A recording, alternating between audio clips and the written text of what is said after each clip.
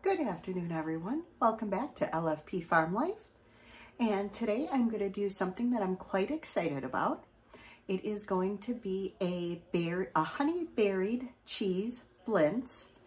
And if you're not familiar with a cheese blintz, it is like a crepe that's filled with a sweetened cheese mixture, which this time I am using a farmer's cheese, which I had gotten from Azure. And it's the Russian style farmer's cheese with the probiotic cultures. And this has been absolutely divine. I had initially used it as my cream cheese substitute, which it's an excellent cream cheese substitute if you just throw it in your KitchenAid or a hand blender and just go through and do that second blend or whip. And then you get that more of a cream cheese texture. As it comes out of the package, it's more of that farmer's cheese texture straight out of the package. Has an absolutely divine flavor. Oh my gosh, love, love, love. And then blending with a traditional cream cheese. And then you just add a little bit of sweetness, whether you want to use brown sugar, granule sugar, powdered sugar, honey, whatever your sugar of choice is.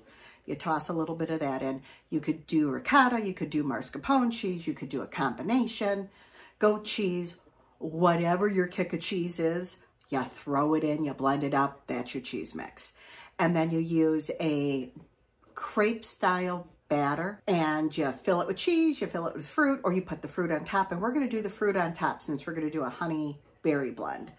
I like it both ways. It's great with berries. It's great with bananas. It's good with bananas and chocolate. It would be absolutely superb with that bourbon vanilla pear canning project that we did, or some of the honeyed grapefruit that we did, or some of the, it would be really good with some of the honeyed pears that we did, or some of the plain pears that we did, or strawberries, or some of the canning projects that I've got planned for the March canning projects that we've got coming up.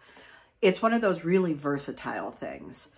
Now, mind you, this is the first time that I am making it. In Milwaukee, there is a little corner restaurant that made the best cheese blintzes. And once they closed down, I have not found a restaurant that can touch their cheese blintzes. And it's probably been 18 years, 15, 18 years that I have not had cheese blintzes as good as this restaurant had them. There's been crepes that are really good, but they're still not the same as what this little Russian lady could do for cheese blintzes. So I've got all of our ingredients laid out. Okay, the first thing that we are going to do is start with our wet ingredients, which is our milk and our half dozen eggs, and those are the whole eggs. Later in the process, we are going to use the egg yolk, but that is just in the cheese mixture. So we're just going to go ahead and whisk that together.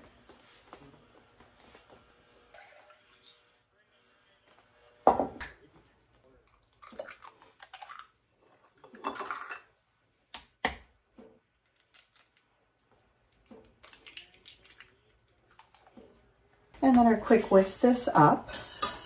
And you want to make sure that you really whisk these eggs really well, because one thing with crepes is you want everything really super smooth. You can also run everything through a blender, which I might end up doing if once I combine the dry and wet together. If I think that it's a little bit too thick or lumpy, I probably will run it through the blender real quick.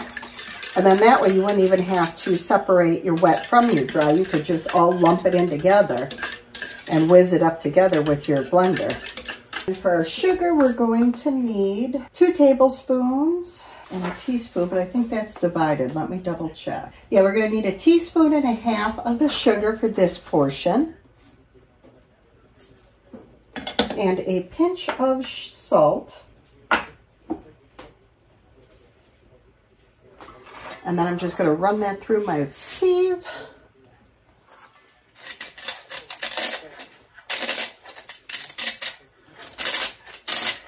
And my cane sugar is fairly coarse, So that's what you hear grinding up here. It's pretty much all that's left is just my sugar. So I am just gonna, and then we're just gonna combine the two, give her a good whisk. Okay, now that our batter is all mixed together, I did end up putting it into my blender to make sure that everything was nice and smooth. So now it's time to go ahead and make our cheese mixture. So I decided instead of warming it up to only chill it back up again, I'm going to quick throw it into my KitchenAid to mix everything together. So we've got our cream cheese, our farmer's cheese, our egg yolk, and some sugar. So I'm just going to quick toss that together. So let's toss in our 2 tablespoons of sugar.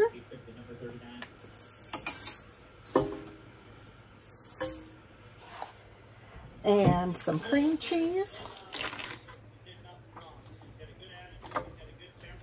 And then our lovely farmer's cheese. And then with this, you are going to want to open it over a bowl or whatever you're going to open it into, because there is a little bit of liquid that does come out. And I'm not sure if you saw that. And I probably should have put this beater on after I loaded everything in here, because now it's just in the way. And then I'm just going to get this started. Let her mix up. Oh, there's a handle somewhere over here.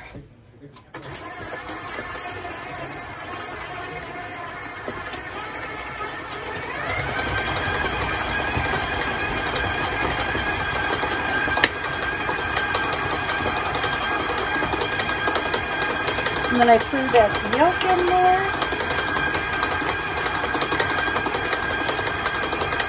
And if you want, you can always add an extract of your choice. This is pretty well mixed, I think. So while I am making the batter to make the crepes, and since it's my first time, I'm sure I'm going to have a lot of mess ups.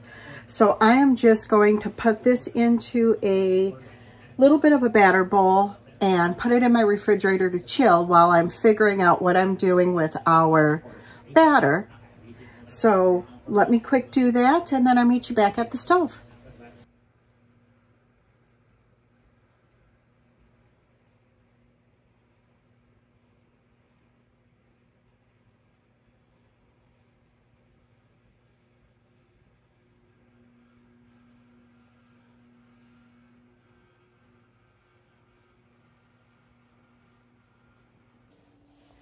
Okay, we are going to give it a whirl. Oops, what help if I turn the right burner on? Could be because I'm on the wrong side of my stove. Let me figure out which burner I need to turn on. Here we go, I think this is the burner I need.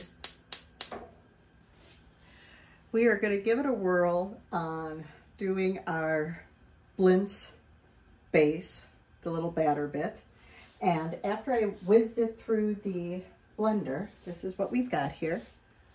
As you can see, it's a little bit fuzzy after going through my Vitamix, but it's nice and smooth, so I think the main bit has been accomplished. It's a little bit floofy and smooth and kind of like a big fluffy cloud, but not a lump to be found. And I've got a pour spout, and I'm going to need approximately 1/4 cup per Blintz base. I do have measuring cups over there, but I think I'm just going to use my crepe pan, which also doubles as my pancake pan and French toast pan and everything else. So let's see how this goes. I'm going to let my pan heat up a little bit more.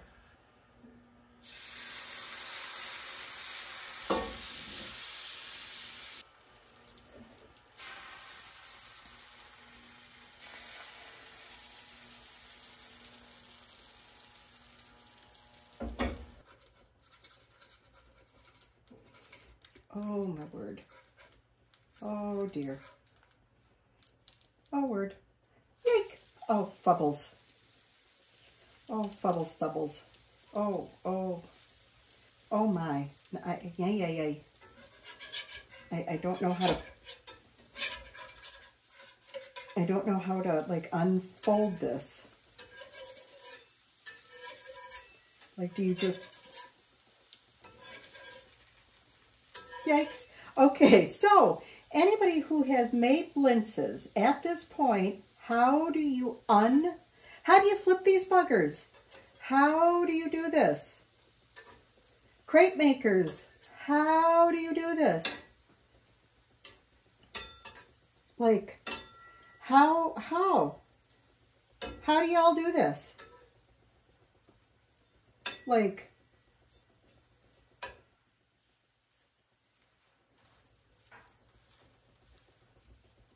okay, maybe I need to make it a little bit thicker and cook it a little bit longer in the middle, maybe. I will put this one as a possibility because something's got to line the plate. Otherwise, I might end up just with honeyed raspberries on top of a really good cheese. I think I am supposed to cook these after I fill them. So maybe I'm not supposed to cook these all the way through. Otherwise, they may not fold very well. So let me put a tea towel over them to keep them semi-warm.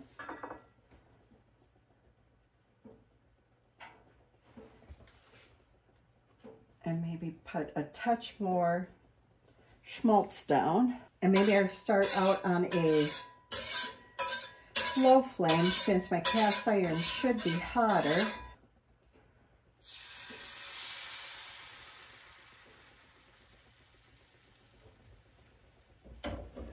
So if anybody's made crepes or blintzes and they have a better technique, I certainly would appreciate it. And then for the fillings, I'm thinking you could do just straight fruit, you could do the honeyed fruit, you could do maple syrup and fruit, or just the straight cheese, because I've had them just straight cheese and I think that's just phenomenal. Oh, look at that. Look at that. Look at that. Oh my gosh, we flipped it. Fluffed up a little bit like Dutch baby, but alrighty.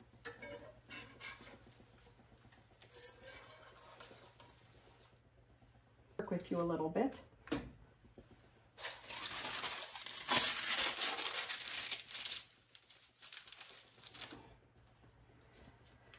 we go.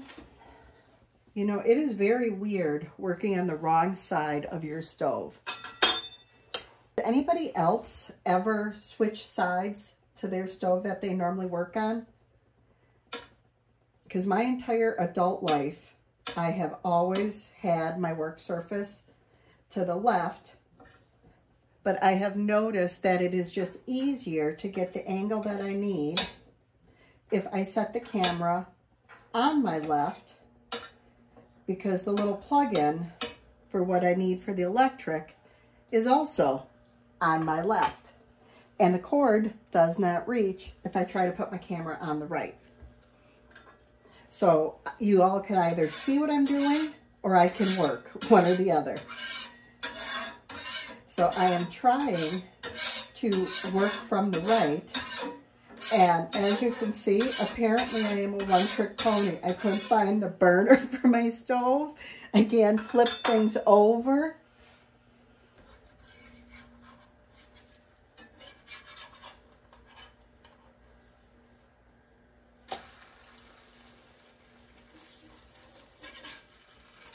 Well, there we go. Well, I think that is the trick. I think you just have a few that just don't turn out right. And then once you figure it out, then it seems to work. So I don't think you need to see me do the rest of these. So then we're joining each other back when it's time to do the filling and make the honeyed berries. And this time I am going to do raspberries, I believe. Because I thought we had more blackberries than we do. And the other half has decided he wants the blueberries to be in muffins. So I will do some blueberry muffins for him.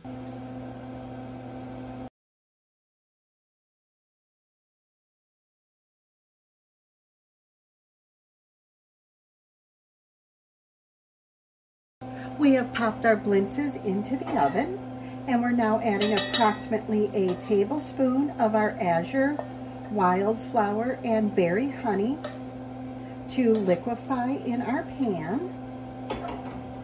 And this is going to be the base for our honeyed berries. And we're going to use the raspberries to cover that. And we're going to use approximately a pint of raspberries today. But you could use any sort of fruit that you feel comfortable with, or that you have in your home, or that is in season. Or any of the canned items that we've done, like the wonderful paired bourbon vanilla that we did, or straight pears, or the honey grapefruit would be absolutely delicious. Or if you've done any apples from the fall, or even some wonderful strawberries would be great, but I don't have any out of the freezer at the moment. Or some bananas and chocolate would be great, or just bananas and strawberries would be really, really good too. And you could also put your fruit inside your blintzes while you're rolling them up. You don't have to put them on the top either. So now that that's melted a little bit, I'm going to grab my raspberries. I don't want my berries going all over the stove here. And the way that today is going, if I just go to dump these, they will go everywhere but the pot. And I don't have any fresh lime. Otherwise, I would put just a touch of lime juice and some lime zest to brighten that up. And I don't want to cook my berries down into like a compote or anything. You could if you want, but I want to keep mine fairly whole. I just want to warm them up and coat them with the berries, with the honey, and just warm them through. I'm only going to be cooking mine maybe 3 to 5 minutes so that I macerate them just a little bit, break them up just a bit, so there'll be some raspberry pieces as well as some whole honey, some whole berries. Honey will allow the raspberries to release their juices. Turn down my flame here. And now that the honey is kind of coating my berries, I'm just going to let them set for a few minutes. Since this is my first time trying the cheese blintzes, next time that I do make my cheese blintz, I do think I will make a little bit of a larger batch, and I do think I'm going to try and vacuum seal that with our Avid Armor vacuum sealer and see how well they hold up. And if you're interested in trying a vacuum sealer for yourself, I will link that below. And we do have a discount code for 10%, as well as our out of air bags that we use. And we have switched from the Food Saver, and I have a discount code for that as well, and I will link that below if you are interested. Oh, and you can see how much juice they've released already. Doesn't that look delicious? And I'm going to quick grab our blintzes out of the oven and plate them up and bring you back. Well, let's see if these taste as good as that little corner restaurant that I remember, their cheese blintzes. I'm hoping that they do. And now that I have made these, there's a couple of changes that I do want to make if I make them again. And if they taste as good as that other place does, I'm definitely making them again.